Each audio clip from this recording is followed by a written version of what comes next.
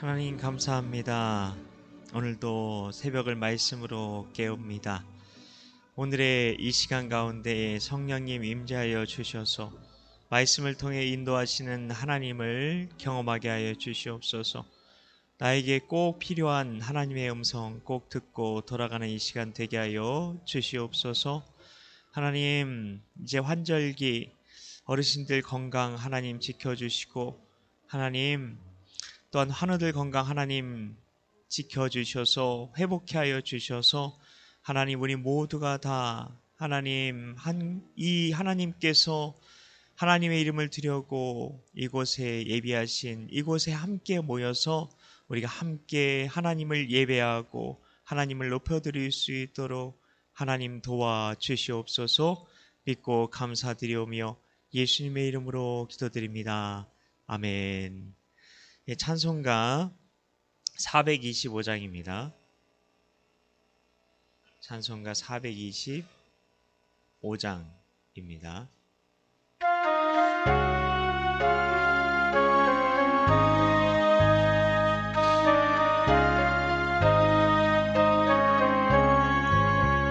주님의 뜻을 이루소서. 고요한 중에 기다리니 진흙과 같은 날 빚으사 주님의 영상 만드소서. 주님의 뜻을 이루소서. 주님 발 앞에 엎드리니 나의 맘속을 살피시사 눈보다 이해하옵소서. 주님의 뜻을 이루소서. 병들어 몸이 피곤할 때 권능의 손을 내게 펴사 강건케 하여 주옵소서. 주님의 뜻을 이루소서. 온전히 나를 주장하사 주님과 함께 동행함을 만민이 알게 하옵소서.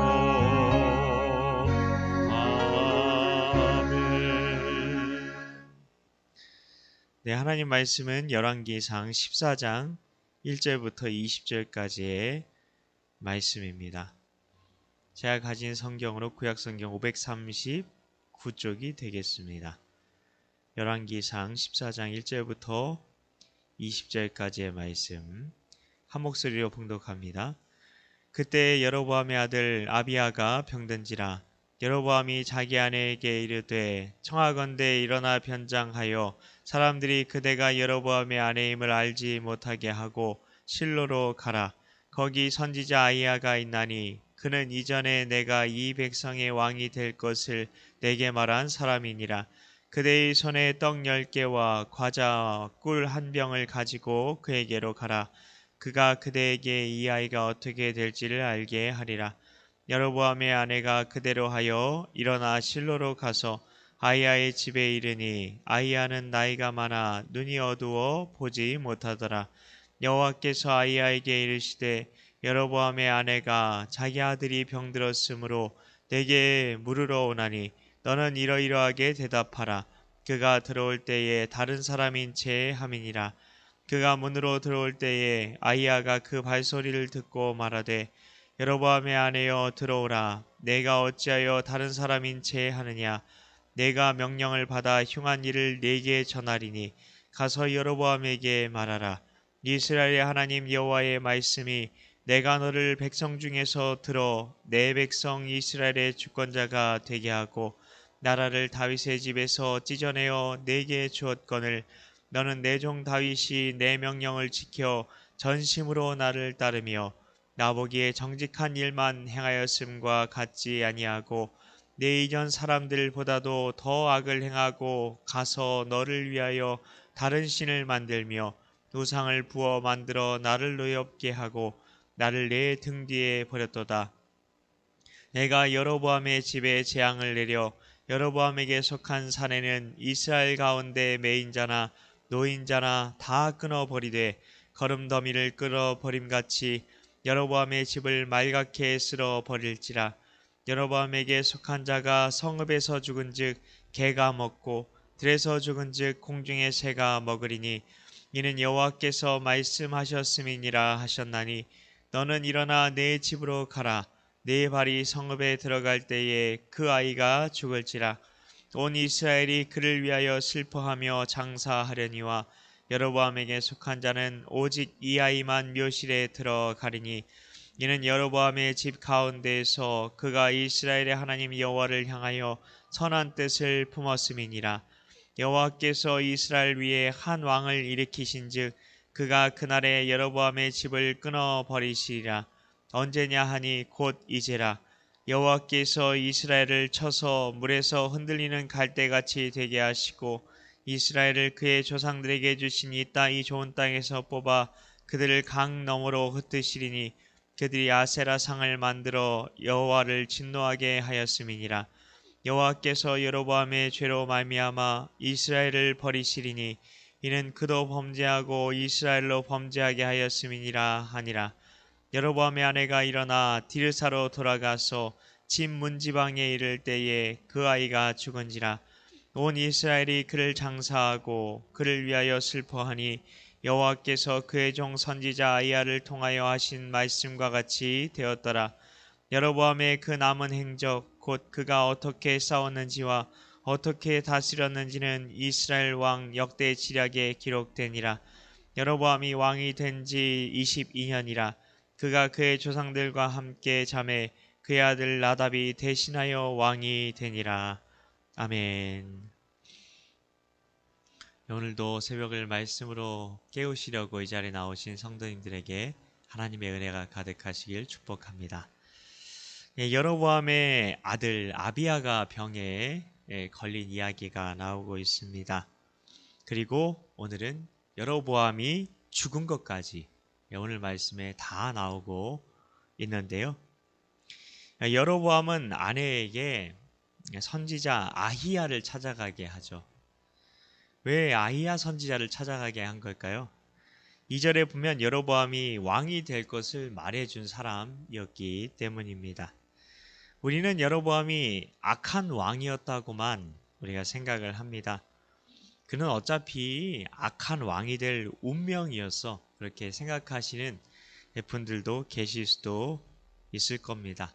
어차피 하나님이 다 전지전능하시니까 다 알고 계시지 않았는가, 그렇게 생각을 하는 거죠.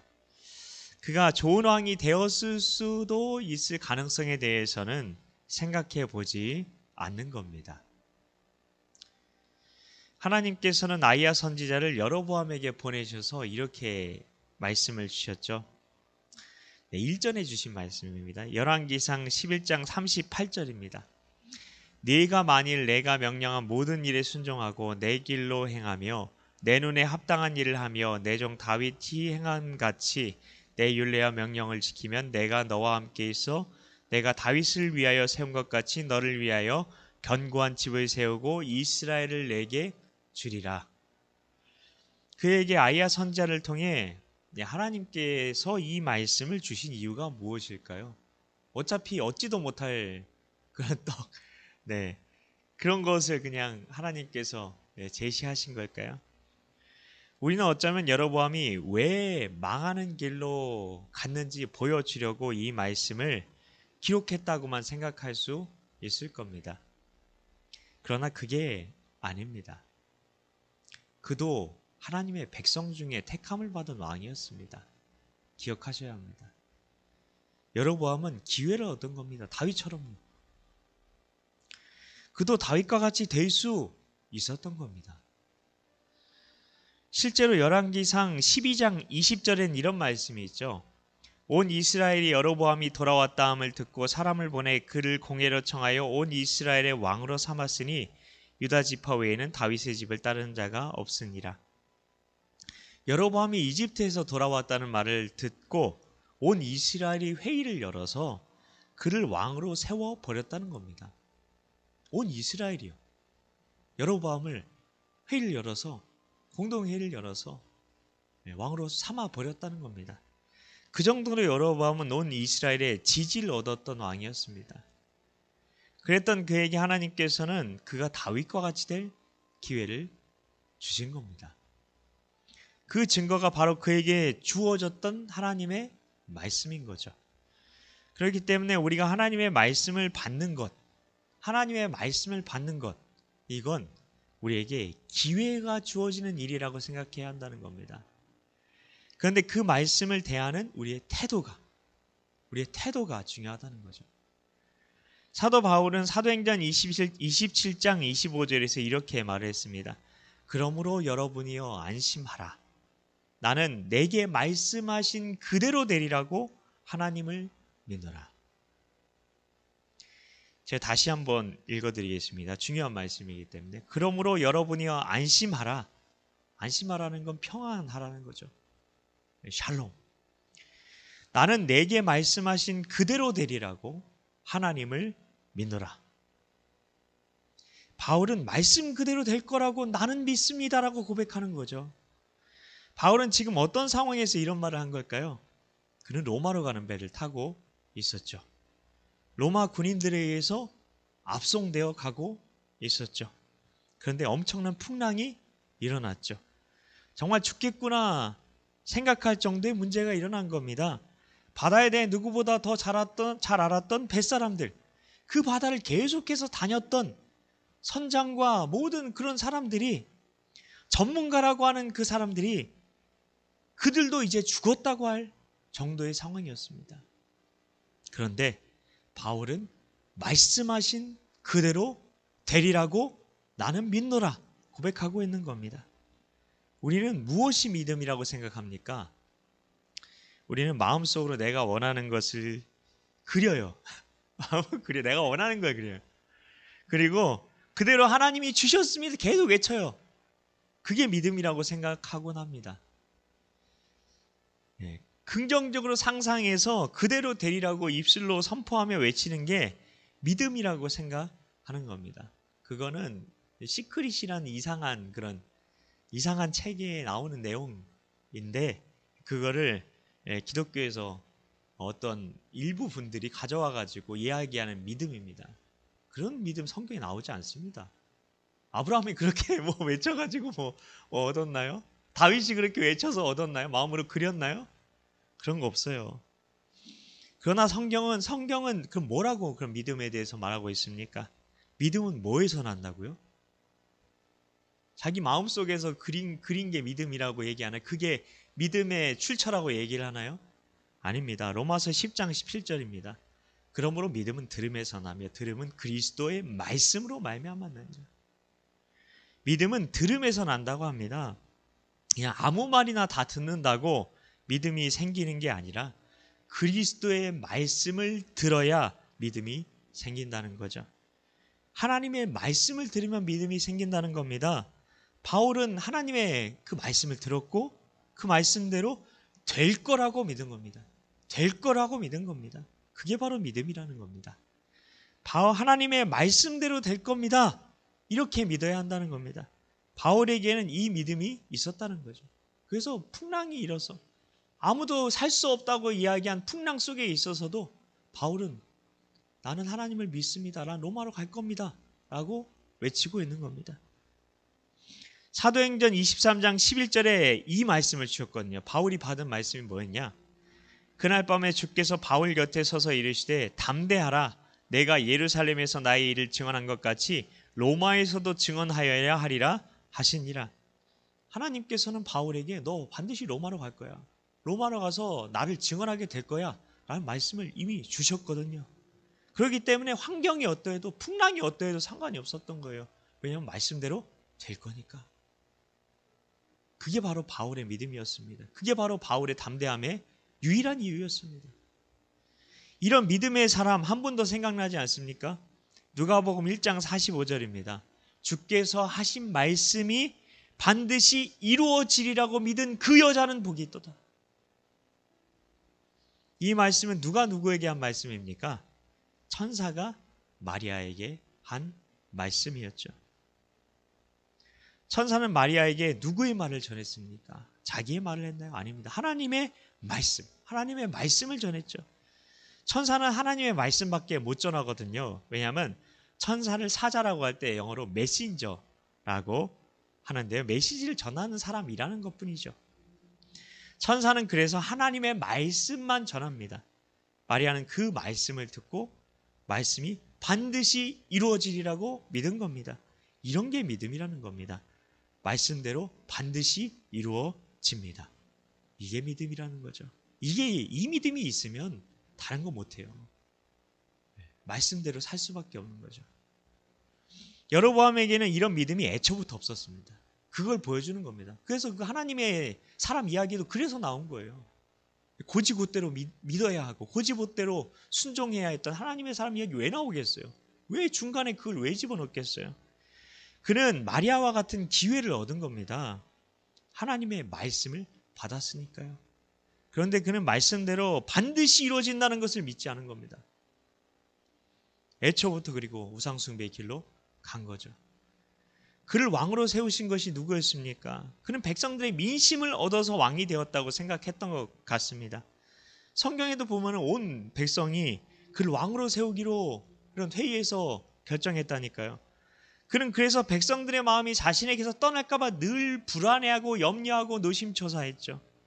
그래서 그가 했던 선택이 있었죠. 이스라엘 백성들은 큰 절기마다 어디로 가서 예배를 드려야 했습니까? 예루살렘이었죠. 백성들이 그곳에 가서 예배 드리다가 그 마음이 다시 르호보암에게 돌아갈까봐 염려되었던 거죠. 그래서 그가 했던 선택이 베델과 단에 금송아지를 만들고 거기서 예배했던 거죠.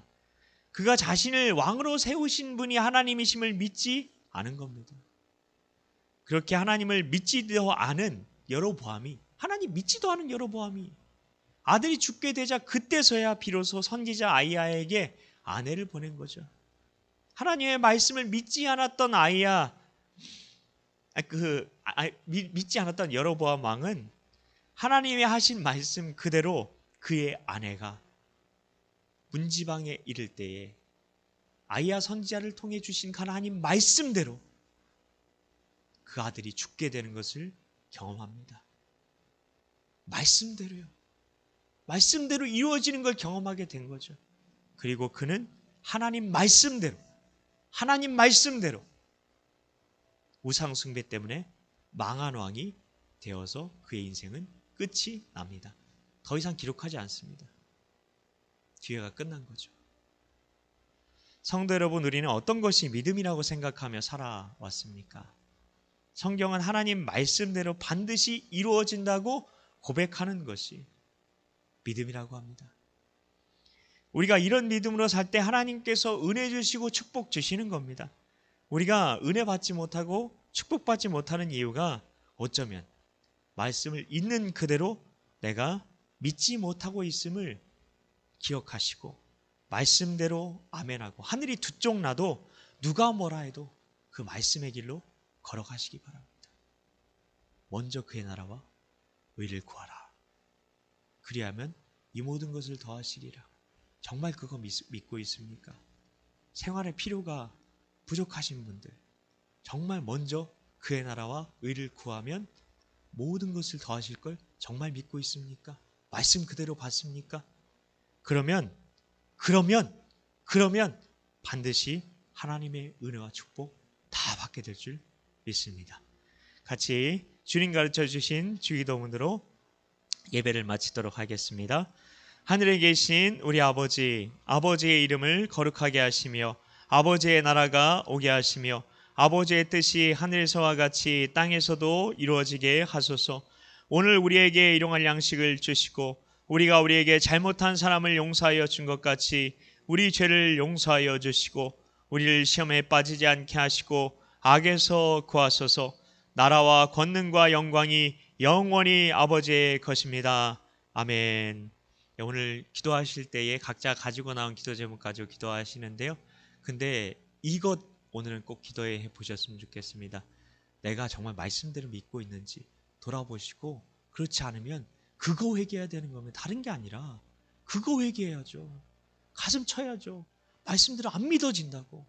우리 신앙의 선배들은 그것 때문에 몸부림쳤어요. 믿어지지 않는 것 때문에요.